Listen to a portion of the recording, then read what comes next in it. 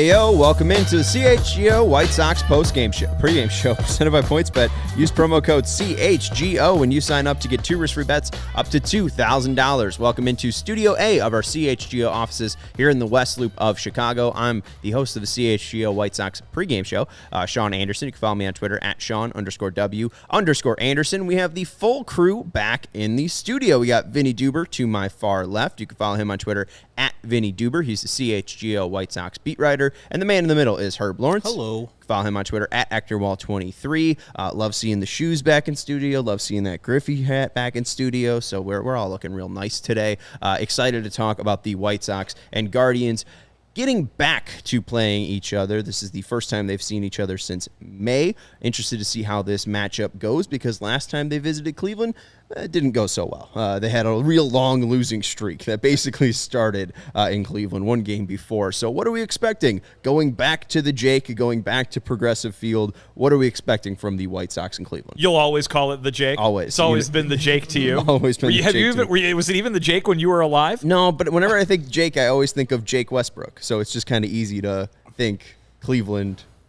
It was Jake Westbrook, right? Yeah. Westbrook. Okay, all right. Jake Westbrook. Yeah. So I think of Jake Westbrook. There you go. That's what they named it after. The Jake. The Jake Westbrook. Yeah.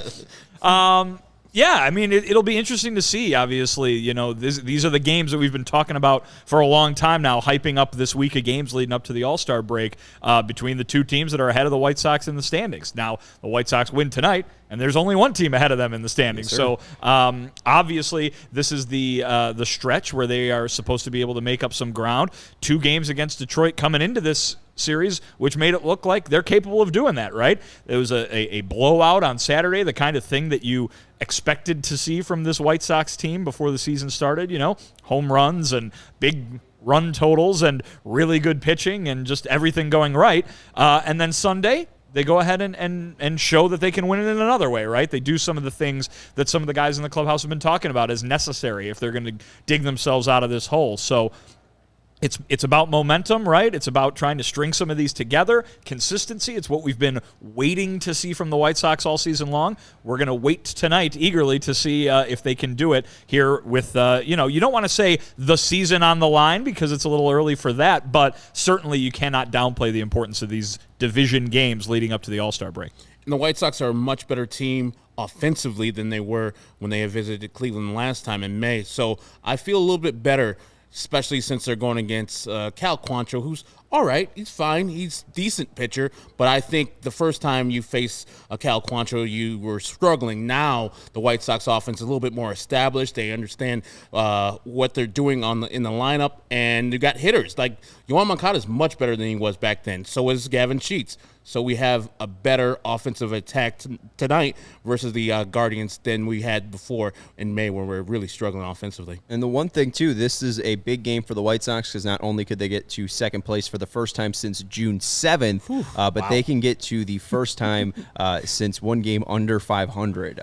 They'll be the first time one game under 500 since June 22nd. So it's been a while. They've just been kind of playing this game, even though since, I think, June 9th, they've scored about 5.6 runs per game.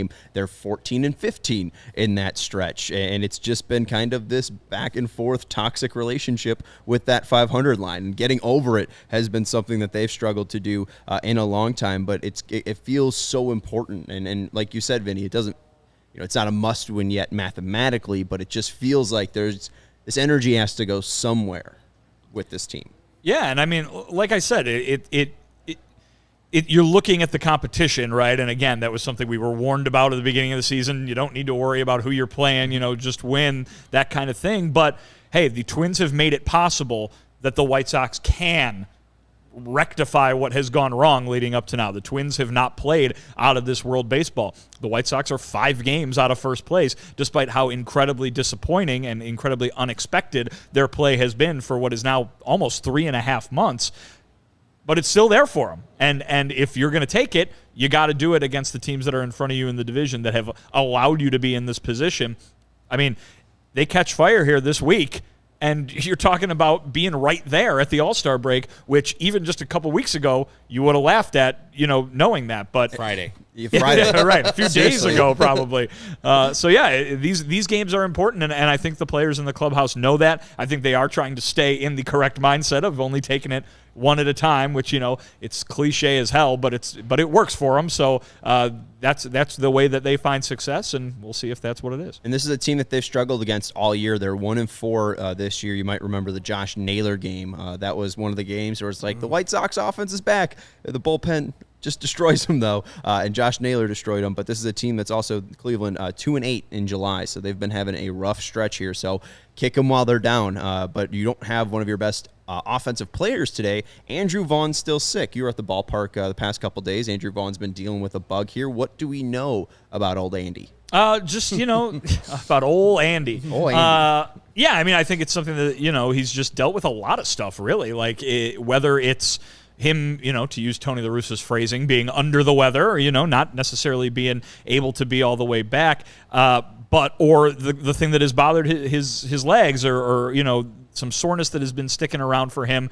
Don't believe he's played the outfield in a long time. Now, granted, Gavin Sheets is swinging a nice bat and earning some playing time, but Andrew Vaughn's been kind of limited to first base and DHing of late, and he's played second base more recently than the outfield. He's played second base more recently than he has the outfield. Very true. Listen, we've been hearing it's got to be about a month now that we've been hearing about this kind of list of White Sox players who have been bothered a little bit by some soreness and are kind of on instruction to do certain things certain ways. Andrew Vaughn was one of those guys, and it seems like he's still not necessarily all the way 100% from where he is, but with the injuries that these guys have had, with the situation that they're in from a record standpoint, these guys got to play. And, obviously, if he's incapable of playing, that's one thing, but people are angry, sometimes it's like, well, if they're going to be told not to run to first base 100%, why are they active? Why are they not on the IL? Well, because if you put everybody on the IL, you're definitely not digging out of that hole. Well, we saw him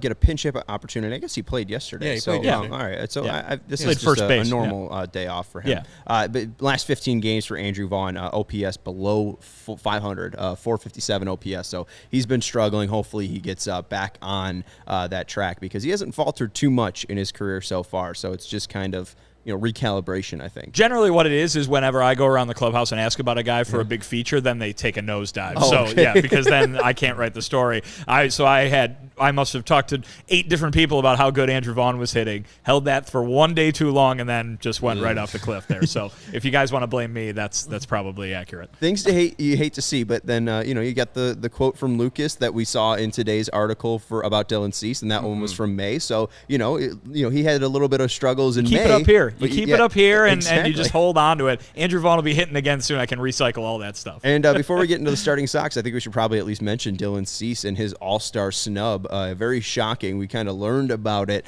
during the show yesterday, but I was more focused on the show and the game. We've learned more about how kind of atrocious it was that he didn't make it. You have 3 Yankee pitchers making it. The main one that sticks out to me is either Garrett Cole, Nestor Cortez, or Dylan Cease. I feel like there was room for Dylan Cease. Dylan Cease is better than both of those pitchers. He's having a better year. I would even say he's slightly better than Ohtani. You didn't have to put him in there.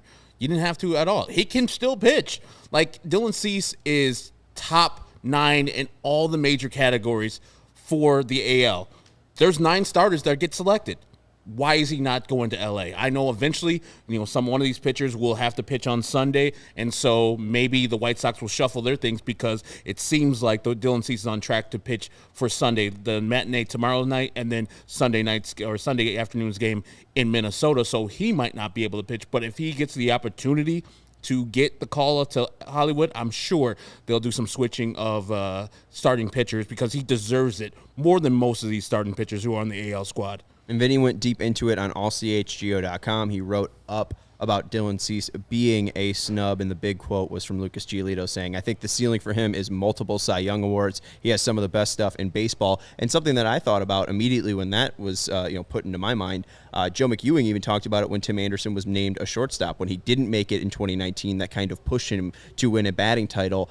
Being around Dylan, do you think this would be an extra motivator for him, or is it just kind of too early to tell? Well, I'll say this. Certainly reading from whether it's talking to Dylan or reading some of the stuff that he's told other reporters, certainly seems like this was important to him, like that he very much wanted to be on the All-Star team. And it's funny, I heard basically what you said just now, talking about the way the pitching staff lines up for the last 2 series here before the All-Star break. I tweeted that out, and I said, maybe it's one of multiple possibilities that they could rearrange things to allow him to pitch in the All-Star game should he make the team. And you get the responses like, the All-Star game doesn't matter, he should be pitching for the White Sox. I can tell you something. Obviously, he wants to pitch in the regular season. He wants to do well in the regular season. But this thing means a lot to these guys. I mean, these players, they grow up wanting to be the best of the best. And what is the All-Star game? It's nothing if a recognition that you are among the best players in baseball, that you are among the best in your field. So certainly it is important to these guys. Tim Anderson's been talking about it, how important it is to him that he got the starting nod. Certainly Dylan Cease would feel the same way if he was able to make the team here as an injury replacement. And I think that he deserves it. He's been one of the best pitchers in baseball, Sean, as you were outlining there. And I think he will be on that team, at least named to it. Who knows then if he has to be a guy who gets replaced as well if he does end up pitching that final game of the first half. But a tremendous season for Dylan Cease, and I think the whole point is that, he deserves to be on this All-Star team. Whether he makes it or not, we'll find out. But he's good enough to do some other stuff that is even better than making an All-Star team. Absolutely. And didn't he speak about it with you guys about how his younger brother or his twin brother used to watch the All-Star game? They used to be like dreaming, okay, this could be us one day. And I imagine every single baseball player believes about, hey, I can make the World Series and I'm going to be an All-Star. But not just, hey, I'm going to be in major leagues. I'm going to be an All-Star when I get to the major leagues. And so, he deserves the recognition. I'm sure the rest of his teammates are very, miffed. And we saw his ex-teammate, Carlos Rodon, who also got snubbed, was like, what the hell? Dylan Cease, look at these numbers. He should be going to the All-Star game. I'm sure the White Sox will have a chance to have him go to the All-Star game because there's no pitcher in the American League that I think deserves it more than him because he's where he's come from. I know there's better numbers, but he's come from a guy that used to struggle mightily. Even this year, used to struggle mightily. And he's went through the whole month of June giving up, 2 earned runs? One. Yeah. 1 earned run? The whole month. He was the goddamn pitcher of the month. Yeah. In June, they're like, nah, get your ass out of here.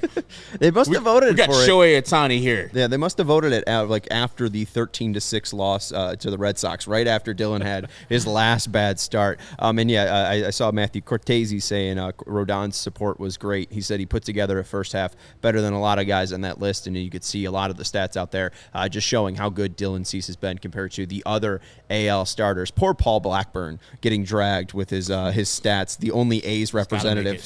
Someone has to make it. Someone has to go from the A's. Come on, guys. Poor Oakland. All right, let's look at the White Sox starting lineup. Well, I think it's a dumb rule also. You think so? It's an all-star game. Well, I think all-star game. But here's the thing. Ron Coomer wouldn't have been an all-star. It gives fans from every team a reason to watch the game, I think. And I think there's nothing wrong with that. It's an exhibition game, right? Also, I remember back to the 2006 when Pittsburgh hosted, and it was a horrible Pittsburgh team, like most Pittsburgh teams have been, and their one All-Star was Freddie Sanchez. And that was the loudest the All-Star Stadium got was for Freddie Sanchez. So I think it does hold some merit. I mean, it's the Los Angeles Dodgers. They're going to have 10 representations anyways. But if it's they're going out to the Jake, Jose Ramirez is probably going to get the loudest, scream, even though he's probably an all-star regardless. Anyways, let's get into the starting lineups for the White Sox and Cleveland Guardians game today. Leading off for the White Sox is Tim Anderson. He is your shortstop. Batting second is Yohan Moncada playing third base. Batting third is Luis Robert, and he's out in center field. Batting fourth is Jose Abreu at first base. Gavin Sheets, he's telling you where he's playing. He's out in right field and batting fifth. Batting sixth, Eloy Jimenez. He is the designated hitter. Batting seventh, A.J. Pollock out in left field. Batting eighth, Larry Garcia out in second base, and batting ninth, Sebi Zavala at catcher. No huge changes there, but I guess without Andrew Vaughn, that means Yohan Moncada batting second, which is a very familiar sight to see. Back in 2021, he did that often. What's our thoughts on Moncada sliding up to two? As Vinny has always said, he has lineup flexibility. He can bat first like he did on Sunday. He can bat seventh like he has done since Eloy has come back. and he's done well enough. He hasn't shown the power tool as yet, but since he's come back from this latest injury, I've seen a little bit more of the Yoan that we are used to seeing. You know, the Yoan mostly that showed up for last year's team.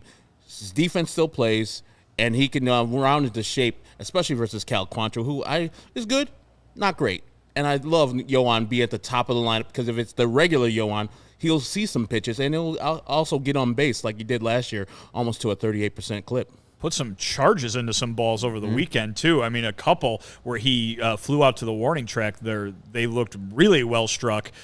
He does look like he's coming around a little bit. Obviously, there's going to need some consistency. But, yeah, he looks like he's getting out of that start, which, of course, the start, it was the whole first half of the season. But he's, listen, how many times have we said it? The White Sox are going to need him to be himself if they're gonna do anything big this year. So having him up there and getting him the reps and getting him right, very important. I was listening to the Sox Machine podcast yesterday, and in the past 16 games, Yoan Moncada's hitting 281, 328, 404. But with his defense, they said it's like if Connor Gillespie could play like Gold Glove defense. So, hey, we got Connor Gillespie back, but he's got a good glove this time. Let's look at the Cleveland starting lineup today, and we'll see who we're facing off against. Leading off for the Guardians, it's going to be Stephen Kwan. The ambassador of the Kwan. Field. Yes, the ambassador of the Kwan. Shout out Jerry Maguire. Batting second, Ahmed Rosario playing shortstop. Batting third, Jose Ramirez at third base. Batting fourth, Josh Naylor at first base. Batting fifth, Franmil Reyes playing designated hitter. Batting sixth, Andre Jimenez at second base. Batting seventh, Nolan Jones, recently called a top prospect up for the Guardians, out in right field. Batting eighth, Luke Maley, he is the catcher. And batting ninth, Miles Straw out in center field. Oscar Mercado was designated for assignment by the Cleveland Guardians. Alex Call got called up by the Cleveland Guardians. He got the call up. And he used to be a White Sox, former third-round pick who was traded for Yonder Alonso. Yeah. There's a red house over Yonder Alonso. I was out in front of the Bellagio right after the was it the winter meetings? Yeah, when they were in Vegas, when that one rolled in, that was memorable place to be. You remember writing happened. The Alex Call Yonder Alonso trade article? Yeah, on my phone from watching the fountains outside the Bellagio. And I don't know anybody at the time. I mean, Yonder Alonso turned out to be not great, but I don't know if anybody at the time were like, man, we're giving up Alex Call. It's a tough go. He's crushing. He was crushing in AAA to the tune of 900 OPS. So, yes, this will be the time where he'll come up and hit a home run tomorrow and what's this? Give up Alex Call. He's no one, seriously, if you were at the time, show your receipts. But no one was talking about Alex Call at the time that we gave up a big-time prospect. He was one of those guys where, remember back when we had to know, 40 different guys who were in the White Sox minor league system because it's like, oh, well, maybe this guy, maybe this guy, maybe this guy. And then Alex Call was, he was toward the bottom of that list at the time. But, hey, good for him that he's stuck with it and found himself a job in the big leagues. Well, and right now, the only one that you really need to know is Colson Montgomery because that guy's pretty damn good. And outside of that, it's like, if you trade him to get a better piece, it's fine. But you look at Alex Call, this is the first time he's been over a 794 OPS since 2017. So I think that if you look at the whole thing, he seemed to be hurt in the White Sox organization, and then there was no minor leagues in the 2020 season. I think that he probably just got fully healthy, worked on everything completely, and that would have only happened with the global pandemic. I don't know if Alex Call would have been this guy if he was on the White Sox. But still, congrats on let's Alex see Call. what guy he is That's first. true. They would have been the Blake Rutherford, Mike Rodolfo type of mix. That type of Adam Hazley. All right. Luis Basabe. Yeah, it's fine. Nothing great. He's a Major League Baseball player. Congratulations to Alex Call. But, I'm not going to be wringing my hands that Alex Call is a Cleveland Guardian now. Yeah, you're more upset about Connor Pilkington. Goddamn right. At the time, I was like, can't be losing KP. Yeah, especially sending it to that organization because they know how to fix pitchers. All right, let's look real quick, Steven, if you could just pull back up the lineup because Danny Murray's saying, I would just walk J-Ram every time. Nope. Jose Ramirez is batting third and playing third base. You're saying no? Because they put that jerk there, Wario. As who said that earlier? Matthew Cortese said earlier. Josh Naylor has been killing the White Sox, and Franmil lately has been murdering the ball. So, yes, they finally have a well-rounded lineup. As earlier I said, You're facing Jose Ramirez 16 times in this series. You walk him 16 times. Not anymore. Yes, he's still deadly, but the people behind him are starting to step up. And they'll punish you for walking J-Ram right in front of them. This lineup is nice and complete. You have Miles Straw at the end. We know Miles Straw beat us with the Astros last year. He came back to the Indians at the time. Now the Guardians. They have from top to bottom. That is a solid lineup. Absolutely. And J-Ram this year, finally getting some help like Stephen Kwan, like you mentioned, and J-Ram just started, or Fran Mills just started hitting. I think he hit like his 4th home run out of the 8 this year just at the start of July, and they're 2 for 8. I remember the homer he hit off Dylan Cease back at the Jake, but it's mostly, can you just shut down Jose Ramirez, or at least if he's going to hurt you, make sure that no one else is on. Make sure you go 1, 2, 3 in the first inning. They've done all right for Jose Ramirez standards this year against Jose Ramirez. In 20 at-bats, he's hitting 250, 348, 450 and an OPS of 798, which probably sounds good for a White Sox hitter. But this guy's usually hitting over 800 versus the White Sox in 2021. All right, let's look at the pitching matchup today. We're going to have Lance Lynn on the bump versus Cal Quantrill. And Jason wants to know what your hat's going on. It's Ken Griffey Jr. hat from Baseballism. So go to baseballism.com.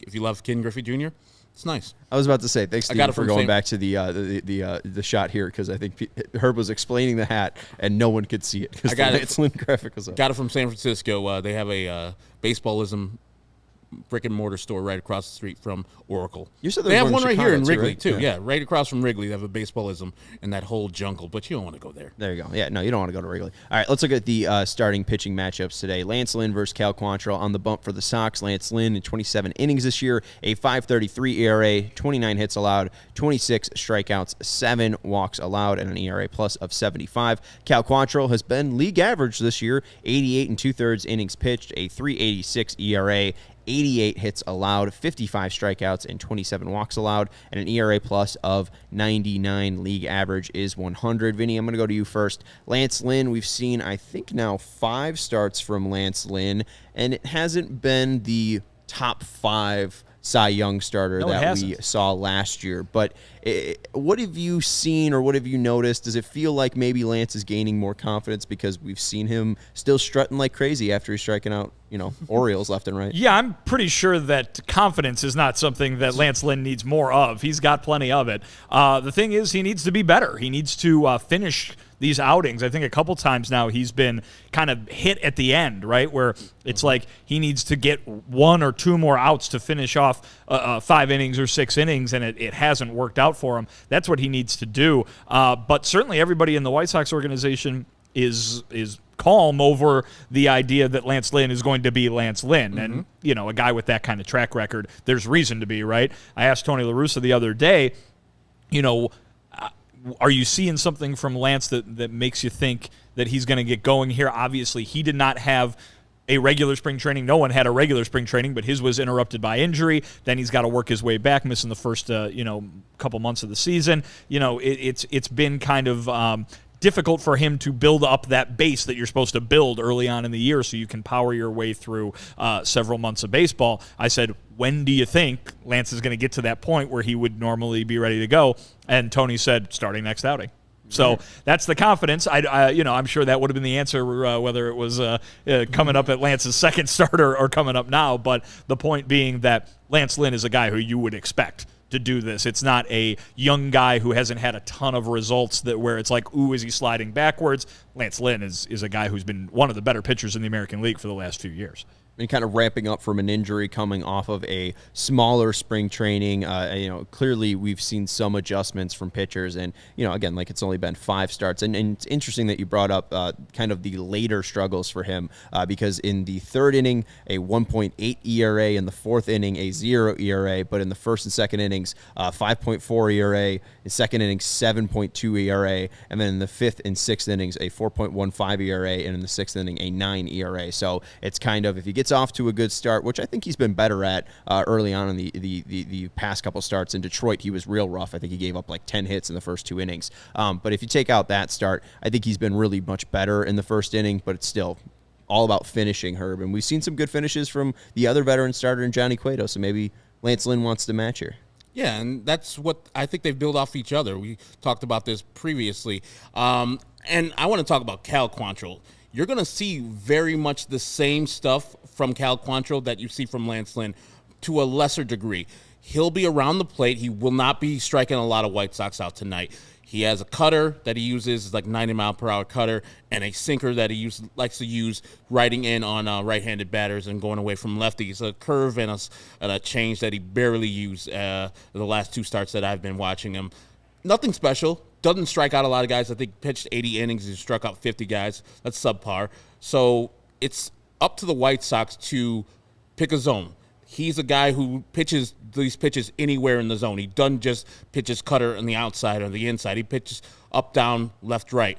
Pick a zone him in, reel him up, light him up, because he's going to be around the zone and not with premium stuff. This is a pitcher that the White Sox can hurt a lot tonight. So I'm looking forward to them having a good game plan versus Cal Quantrill, because he is the son of Paul. He is the son of Paul, and last time he Named faced... after a state. That's weird. What was that? Named after a state. He's Canadian, though. Paul. Cal Quantrill. California. California Quantrill. I'm just stupid. I apologize. California Quantrill is a Quantrill with fries in it, right? Did Paul Quantrill Look at that. play in California? No, I'm just saying. They're both Canadian. He played mostly for the Blue Jays. Okay, well, that's good to know. Last outing So for you missed this great thing right there. That California Quantrill is the Quantrill with fries. It's a California burrito. Oh, it's among the most delicious things you could ever eat. Is that how you order it? What's the There's fries in a California burrito. Yeah, it's like a carne asada and then cheese, guacamole, and then crispy fries. Yeah, tremendous. You would think just such a simple product would not be so great. It is. You barely get one in Chicago. There's not good ones in here. It sounds you got to go to California. I was about to say, it sounds like we're going to San Diego, group trip. I had one up in San Francisco. They're good too. You bring any back? No, they'll be soggy now. I guess. Last outing for Cal Quantrill versus the White Sox, 6 1/3, 9 hits allowed, 4 earned runs, no walks, and 3 strikeouts. They were very, very aggressive against Quantrill. I think they ended up putting like 17, 18, or 20 balls in play against Quantrill. But, still the issue of the home run ball. The only guy to hit a homer that game was Gavin Sheets, which sounds about right. When they face a righty, Gavin Sheets might have a good day. So let's go into our click to picks and see where we're going. We'll give a score, and we'll give our player of the game. We'll go start with Vinny on the down in the far left here. Who are you going with for your click to pick? I'm going with Eloy Jimenez tonight. He's hit some balls really hard since coming back, and he is the guy that maybe could really bring this lineup back to life. We've talked about the impact that he could make. Obviously, a guy who, given a full season of health, expected to maybe hit between 30, 40 home runs. You'd like to see a little bit of that, certainly in the time that he's got available to play here over the final few months. So I'm going to go with him tonight to hit a home run in Cleveland, and I will say that the White Sox win by a score of 5-4. Oh, I'm going with Tim Anderson. As we all know, he's the straw, and I'm going to say the White Sox are going to win this game 6-4. He went 5-4. I'm going 6-4. You really Price is right in me right now. Yeah, one more dollar. Hey, Cal Quantrill has given up basically a hit every inning, but the issue for the White Sox is not getting them on, it's getting them in. So I will go with Gavin Sheets. He saw a good success versus him last time, hit a home run, and he's been red hot. Gavin Sheets in like the last 17 games, he's got a batting average over 320, an OPS well over 900. I think he's got 3 home runs, like 8 extra base hits. So Gavin Sheets has been huge, and I think if the White Sox score runs, he'll probably be driving some in.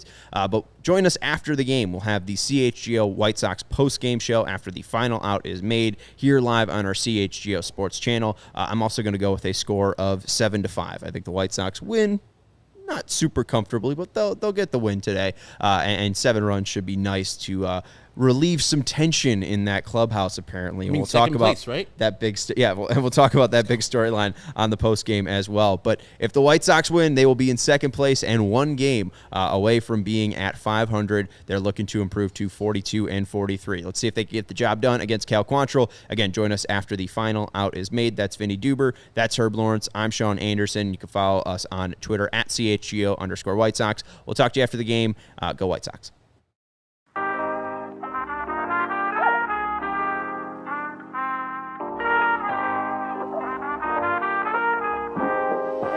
Thank you.